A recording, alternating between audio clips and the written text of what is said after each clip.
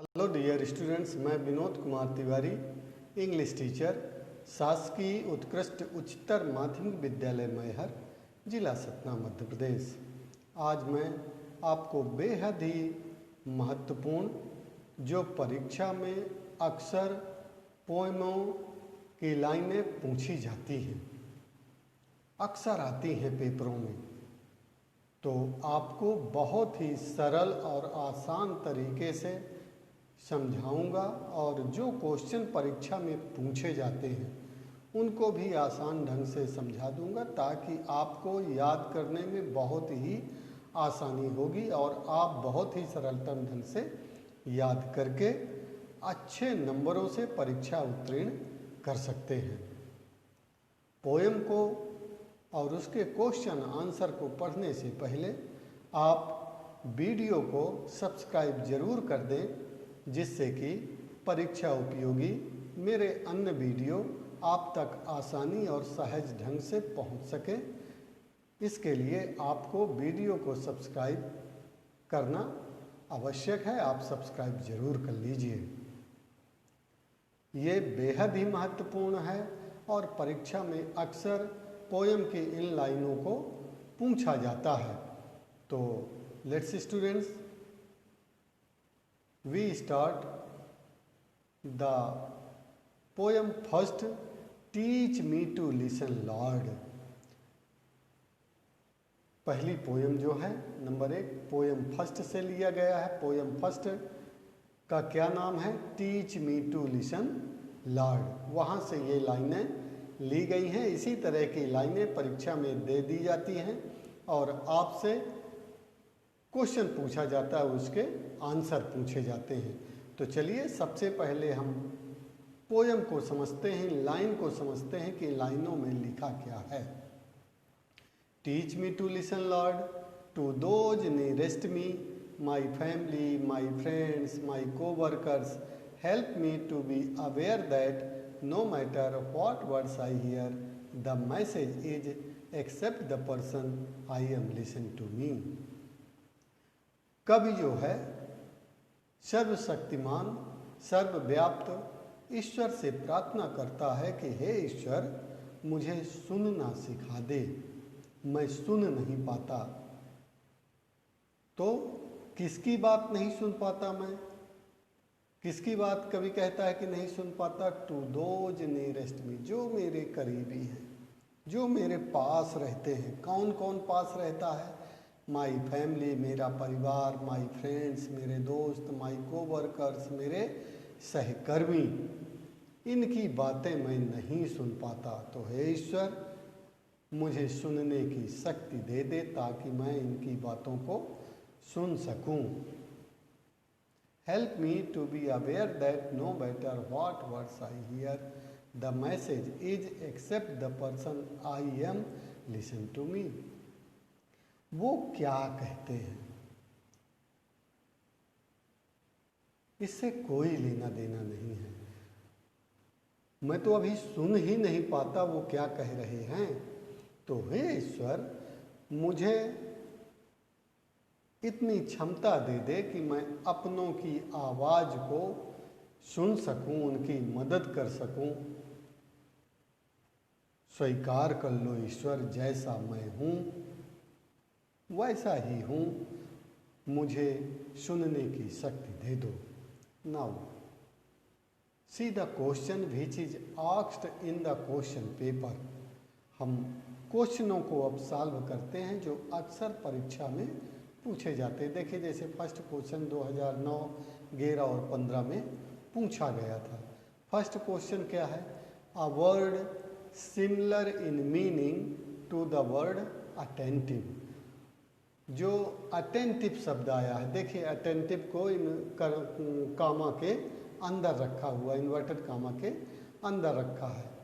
तो कहता है कि अटेंटिव का सिमिलर मीनिंग, समान अर्थ, उसी अटेंटिव मीन्स होता है सचेत, सजग। तो आप ये 4 ऑप्शन दिए हैं, उनमें से एक का मतलब है वो होता है अटेंटिव। तो 4 में से कोई एक जिसका मतलब होगा सहज और सचेत, उसको ढूंढना है। 1 का मतलब होगा सहज और सचेत, उसको ढूंढना है। 2 का मतलब होगा अटेंटिव और 3 का मतलब होगा अटेंटिव। 4 में से कोई एक जिसका मतलब होगा सहज और सचेत, उसको ढूंढना है। 4 का मतलब होगा सहज और सचेत, उसको ढूंढना है। प्रिमेंटाइव, एक्टिव, अवेयर, कोवर्कर। तो इसमें तीसरा वाला सही है, अवेयर। अटेंटिव मीन्स सचेत या सजग, तो अवेयर मीन्स भी होता है सचेत या सजग। तो सिमिलर मीनिंग हो गई ना, समान अर्थ हो गया ना दोनों का। अटेंटिव मीन्स भी सजग, अवेयर मीन्स भी सजग। ठीक, तो तीसरा, पहले का तीसरा सही है, aware. Next B number, the word opposite in the meaning to farthest. Farthest का उल्टा क्या होगा? अपोजिट मीन्स उल्टा, फारदेस्ट मीन्स होता है दूर। दूर का उल्टा क्या होगा? पास। तो पास को अंग्रेजी में क्या कहते हैं? नियरेस्ट। पहला नंबर इसका सही है, नियरेस्ट। व्हाट मैसेज, अब ये क्वेश्चन है, ठीक, ये दो ऑप्शन टाइप के क्वेश्चन हो गए जिसमें आपको ऑप्शन सेलेक्ट करना था। Question, what message do those who are our nearest give us. कौन सा मैसेज हमें देते हैं जो हमारे करीबी हैं? तो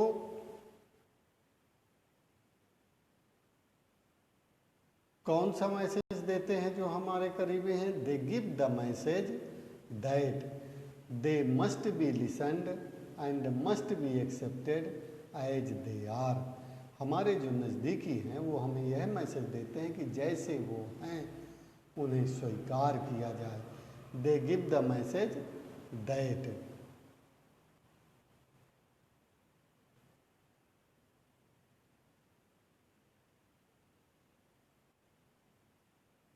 ठीक है, अब डी नंबर क्वेश्चन है, name the poem from which this extract has been taken. Poem का नाम लिखना है जिससे ये लाइनें ली गई हैं। एक्सट्रैक्ट मीन्स लिया जाना। तो क्या नाम है पोयम का? Teach me to listen lord.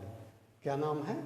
Teach me to listen lord. ये लिखा हुआ है, डी नंबर का आंसर है teach me to listen lord. ये देखिए यहाँ आंसर भी लिखे हुए हैं, ये आंसर हैं, आप यहाँ से भी उसको देख सकते हैं।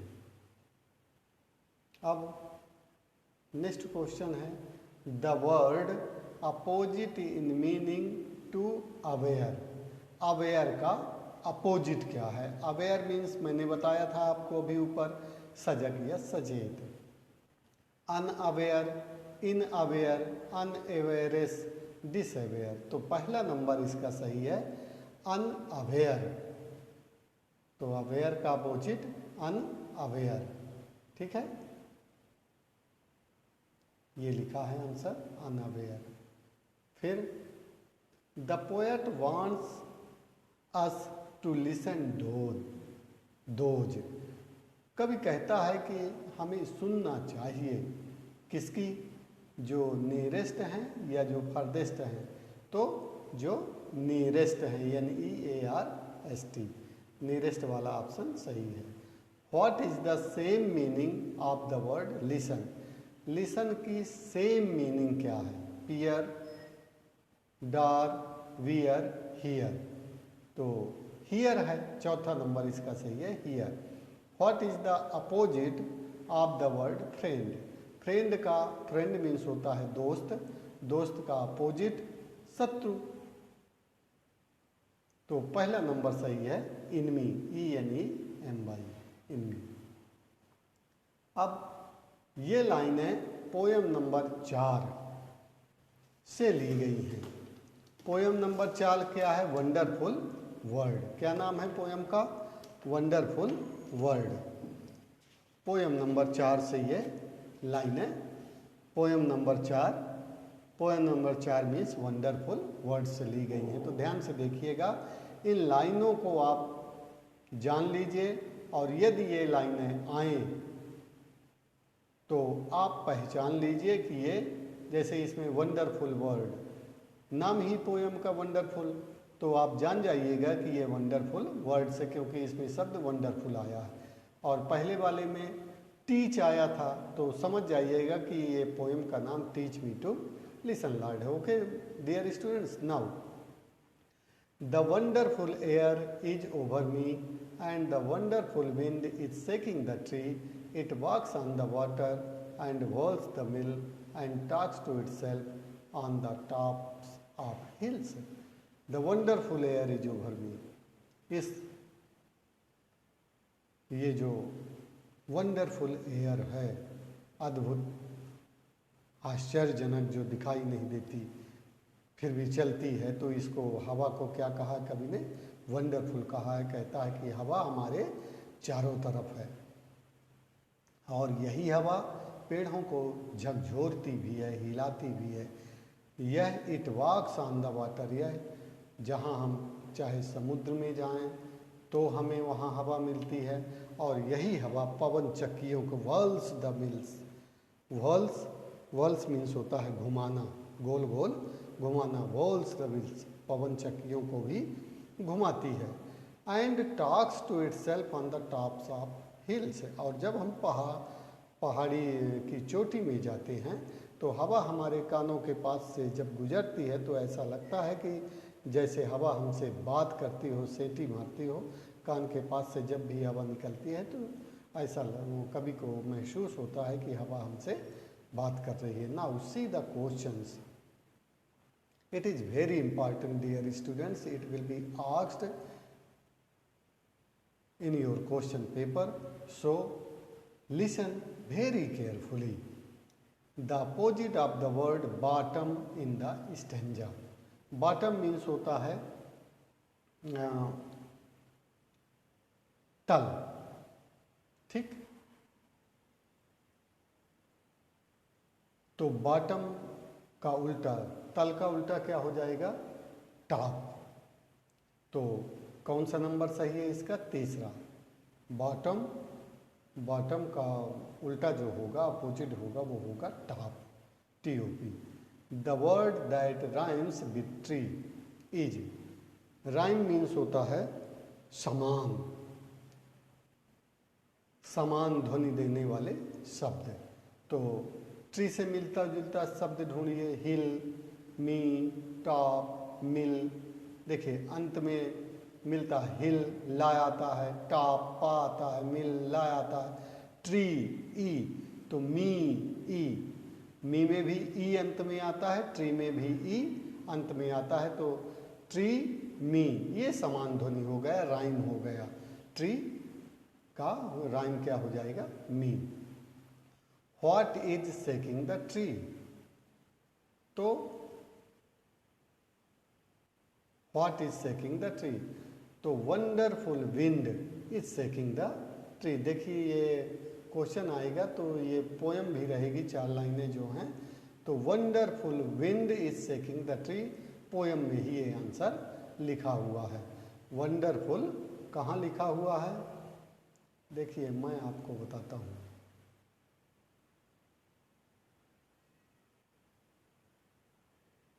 कहाँ पास है ये लिखा हुआ है, wonderful wind is shaking the tree, ये लिखा हुआ है। Wonderful wind is shaking the tree. Okay students, now तो आपको आंसर याद करने की ज़रूरत नहीं है, पोएम में ही आंसर है, आपको केवल ध्यान रखना है। अब क्या है question? Name the poem. Poem का नाम, आप जब पोएम पढ़ें तो पोएम और पोएट का नाम जरूर याद कर लीजिए, क्योंकि ये अक्सर पूछा जाता है। नेम द पोएम, पोएम का नाम बताइए। तो देखिए मैंने बताया था कि इस पोएम में वंडरफुल आया है, ठीक? तो समझ जाइएगा कि ये वंडरफुल वर्ड का है। तो क्या हो जाएगा पोएम का नाम? Wonderful word. अब ये poem number 7, in the country. क्या नाम है इस पोएम का? इन द कंट्री से लिया लाइनें ली गई हैं। आप लाइनों को जरूर ध्यान में रखिएगा। In the country, but it is raised life to face hunger in almost every place, cursed with a hand that is empty when the heart is full to help all men. But it is rest life to face hunger in almost every place. कवि कहता है कि दीन दुखी जहाँ मैं जाता हूँ वहाँ मिल जाते हैं, तो दीन दुखियों का दर्द देख पाना बहुत ही दर्दनाक है। मैं नहीं देख पाता, इसीलिए मैं एकांत चला गया हूँ। Cursed with a hand that is empty when the heart is full to help all man. मेरा पूरा मन करता है कि मैं उनकी मदद करूं। मन करता है, मेरे मन में ये सद्भावना है, दया है। मन करता है कि मैं दीन दुखियों की मदद करूं, लेकिन क्या करूं? ईश्वर ने मुझे इतना धनवान नहीं बनाया कि मैं सबकी मदद कर पाता। मेरा हाथ खाली है, तो खाली हाथ से मैं सबकी मदद नहीं कर सकता। ठीक? Now see the question. Find out a word from the poem given above which has the same meaning as very unhappy. Very unhappy मतलब बहुत दुखी। तो आपको पोयम में very unhappy बहुत दुखी जो शब्द देता हो, ये जो 4 लाइनें हैं ना, 4 लाइनों में एक शब्द ऐसा हो जिसका मतलब है वेरी अनहैप्पी, उसको आपको ढूंढना है। तो कहाँ पास है पोयम में ऐसा शब्द? देखिए मैं आपको बताता हूँ। ये पोयम में लिखा हुआ है, देखिएगा ये लिखा हुआ है WRETCH, रेस्ट। रेस्ट मीन्स होता है वेरी अनहैप्पी, बहुत दुखी।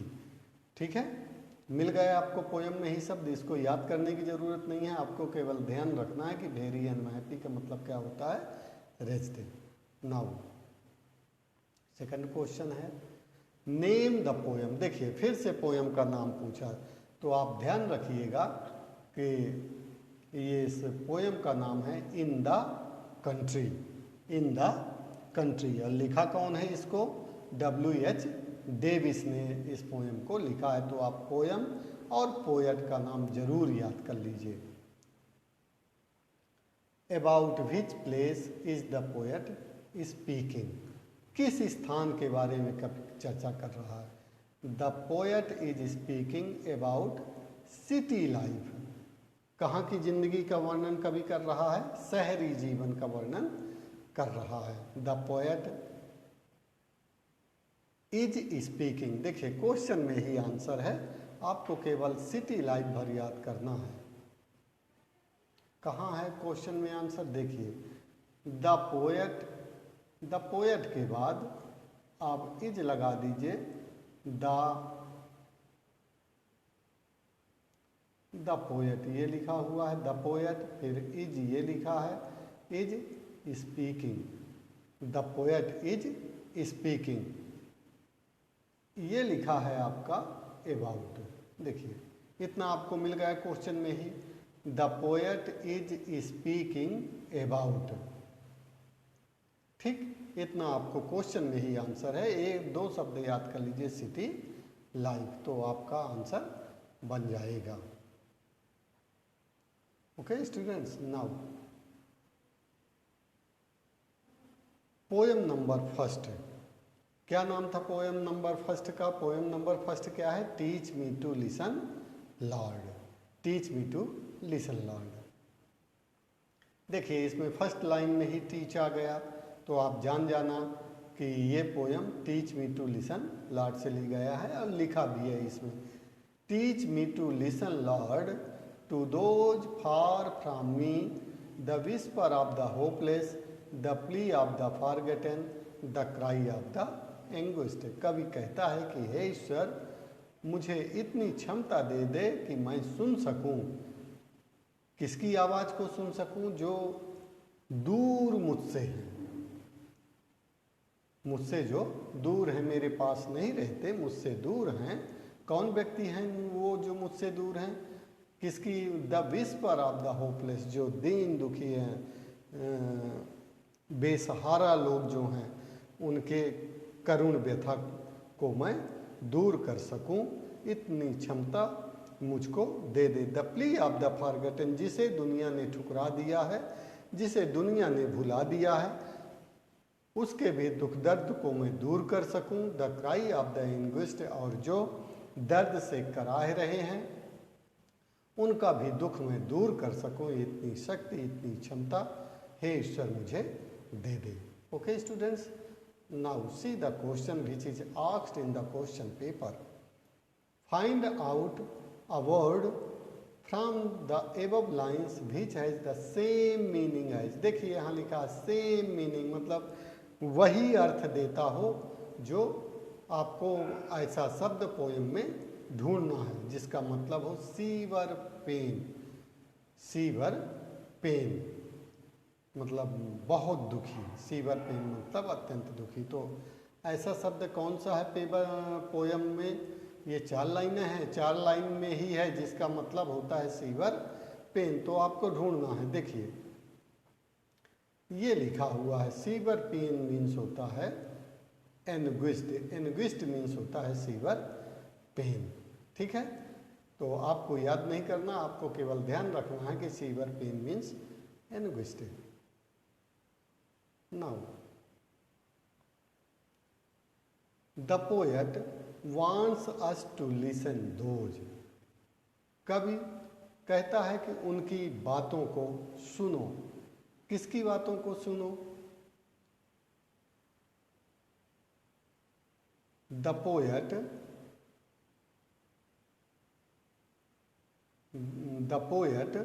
wants us to listen.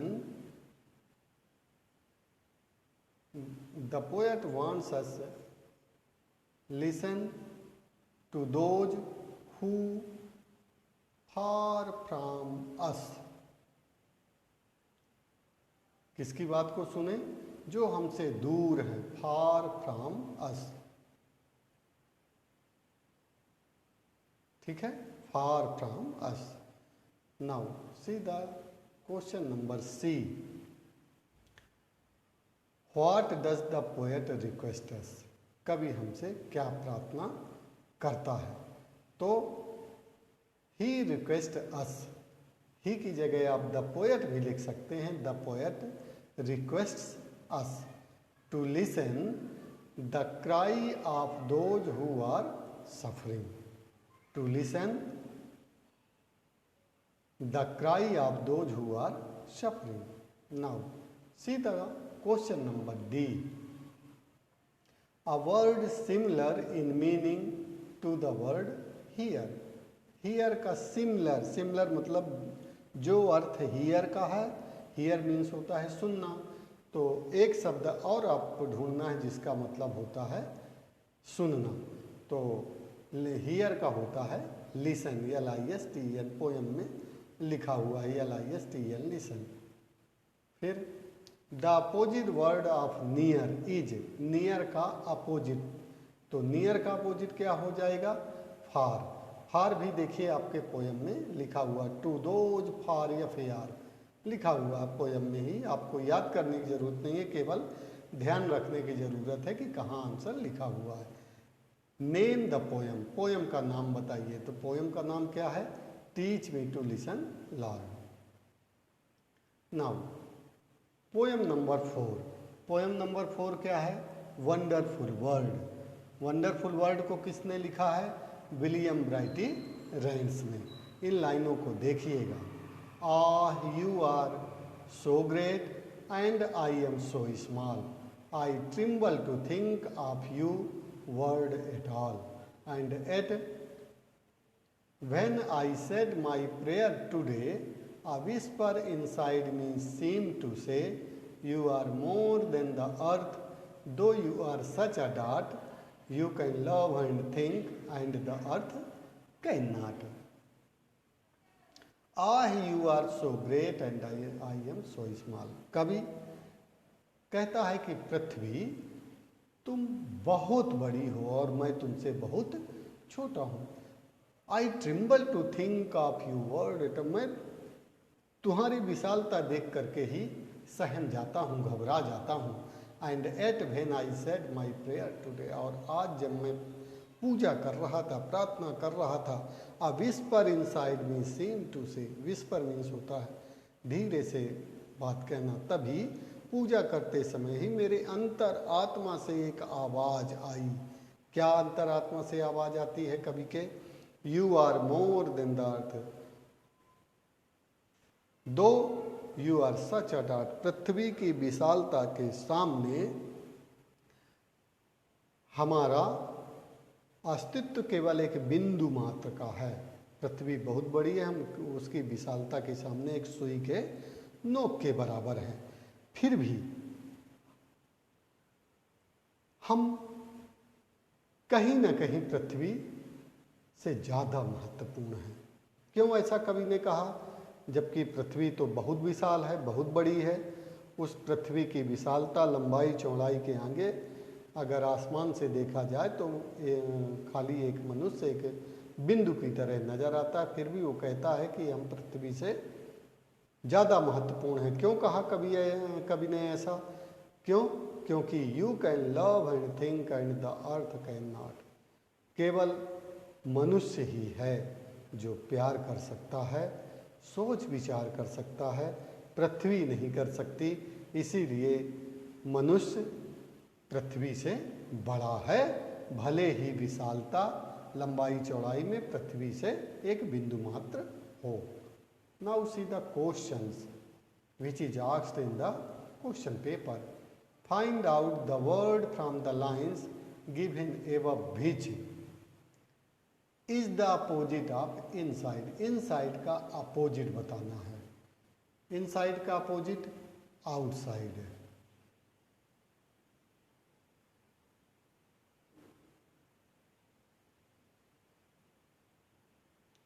inside का अपोजिट क्या होगा?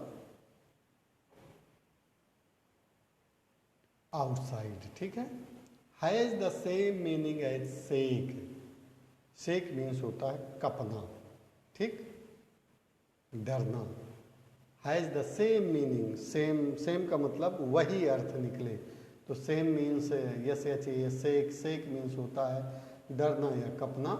तो देखिए पोयम में वही है जिसका मतलब होता है डरना। ट्रिम्बल कहाँ पास लिखा है? देखिए ये लिखा, आपको याद करने की ज़रूरत नहीं है। पोयम में लिखा हुआ है, ये लिखा है ट्रिम्बल, TREMBLE। ट्रिम्बल मीन्स होता है डरना और सेक मीन्स भी होता है डरना। ओके स्टूडेंट्स, सेम मीनिंग बताना था। What does the poet mean by ah you are so great and I am so small? The poet means that. The poet means that the earth is very great and he is very small. और पृथ्वी बहुत महान है, बड़ी है और मैं बहुत छोटा हूँ। फिर से देखिएगा पोएम नंबर 7। 7 में क्या है? Poem number in the country. Can I admire, ये इम्पॉर्टेंट लाइन्स हैं पोएमों की, आप इनको जरूर ध्यान में रखिए। ये परीक्षा में पूछी ही जाती हैं और क्वेश्चन भी पूछे जाते हैं, तो आप इनको कंठस्थ कर लीजिए। Can I admire the statue great when living man starve at its feet? Can I admire the parks green tree a roof for homeless misery? कवि कहता है कि मैं उस मूर्ति की क्या मुझे प्रशंसा करनी चाहिए, उस देवता की क्या मुझे प्रशंसा करना चाहिए जिस देवता के मंदिर की सीढ़ियों में लोग भूखे तड़पते रहते हैं। फिर कहता है can I admire the parks green tree a roof for homeless misery? मुझे क्या उन सुंदर बगीचों की तारीफ करना चाहिए जो बगीचे बेसहारा लोगों को सहारा नहीं दे सकते, उनका छत नहीं बन सकते क्योंकि उन्हें वहाँ घुसने ही नहीं दिया जाता। ठीक है, ये पोएम नंबर 7 में लाइन है, ये महत्वपूर्ण लाइन है। आप कैसे पहचानेंगे कि ये इन द कंट्री से है? तो आप इसका जो एक शब्द है कोई भी उसको ध्यान में रख लीजिए। जैसे है इसमें स्टैचू ग्रेट, आप इसी को रख लीजिए स्टैचू ग्रेट, मूर्ति। तो आप एक शब्द ध्यान में रख लीजिए कि अगर ये आ जाए स्टैचू ग्रेट तो ये poem number 7 in the country से लिया गया है। और इसके कवि कौन है? W.H. डेविस हैं। ठीक है, अब हम इसके क्वेश्चन आंसर को देखते हैं। फर्स्ट क्वेश्चन है नेम द पोएट। पोएट मतलब कवि का नाम बताना है। किसने लिखा है इस कविता को? W.H. डेविस ने। तो ये दूसरा नंबर सही है, W.H. Davis. Give the meaning of the word starve. Starve means होता है भूख से तड़फना, भूखों मरना। तो स्टार्व की मीनिंग क्या होगी यहाँ? Die of hunger. Hunger means होता है भूख, डाई मीन्स मरना, भूखों मरना। तो पहला नंबर इसका सही। What is the poet unable to admire. कवि किसकी प्रशंसा, कवि क्यों नहीं प्रशंसा कर सकता, किसकी प्रशंसा नहीं कर सकता? तो आंसर है he can not do, he is unable to admire the great statue and parts green tree. He is unable to admire, या इसको आप ऐसा भी लिख सकते हैं द पोएट इज।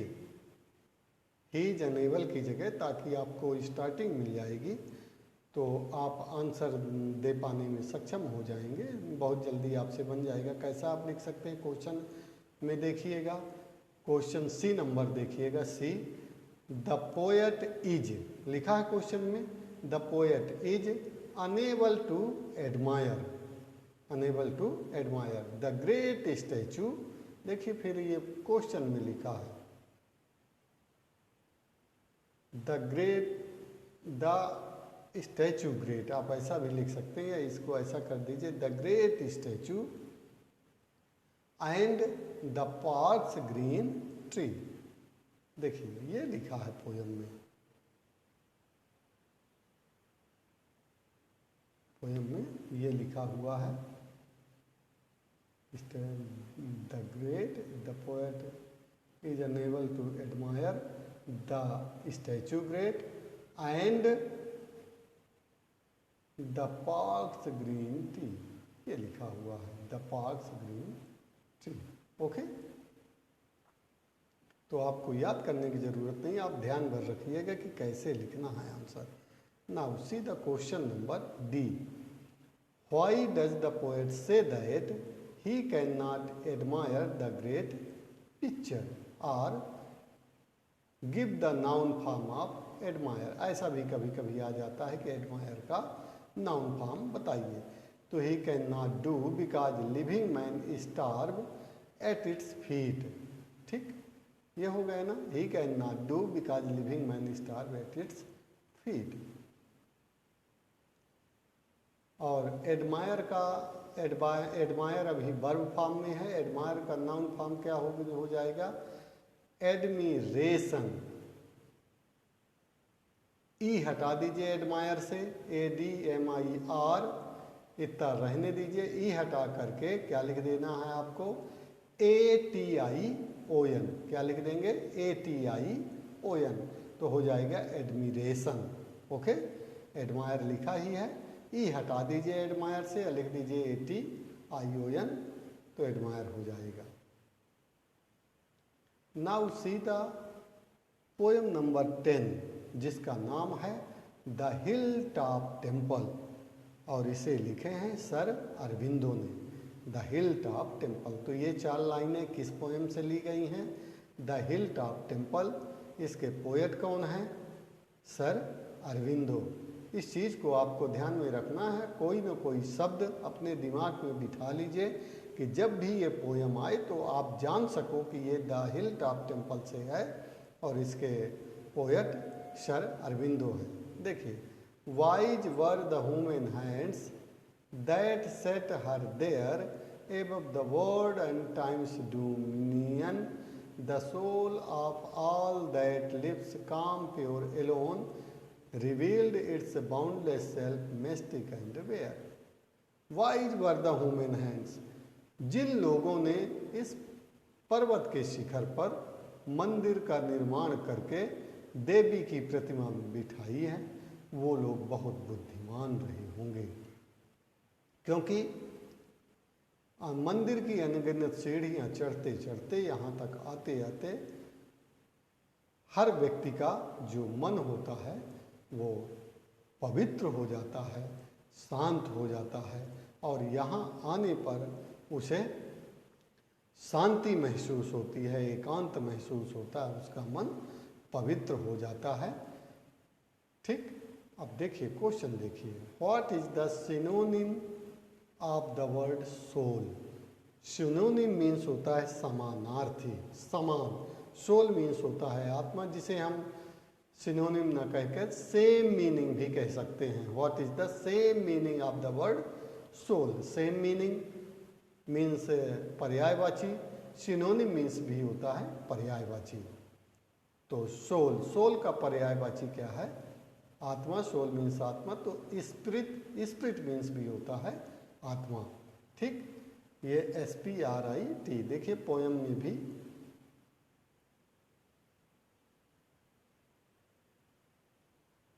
ये सोल पोयम में आया हुआ है। ठीक है, तो सोल मीन्स आत्मा, स्पिरिट मीन्स भी आत्मा। तो सिनोनिम हो गया ना पर्यायवाची सोल का, spirit. Now see the question number B, what is the opposite word of pure? Pure means होता है शुद्ध। तो शुद्ध का अपोजिट मीन्स उल्टा, शुद्ध का अशुद्ध। अशुद्ध को अंग्रेजी में क्या कहेंगे? इम्प्योर। प्योर में IM जोड़ दीजिए तो उसका अपोजिट वर्ड बन जाता है इम्प्योर। इम्प्योर मीन्स होता है अशुद्ध। अब देखिए यहाँ पूछा है give the name of the poet, poet का नाम बताइए। तो पोएट का नाम क्या है? श्री अरविंदो। ठीक, तो आप इसका पोयम और पोयम का नाम और पोएट का नाम याद जरूर कर लीजिए।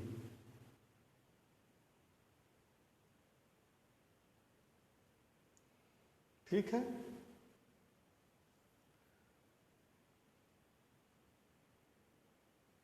ओके स्टूडेंट्स, ये इम्पॉर्टेंट पोएम आप याद कर लीजिए और वीडियो को सब्सक्राइब जरूर कर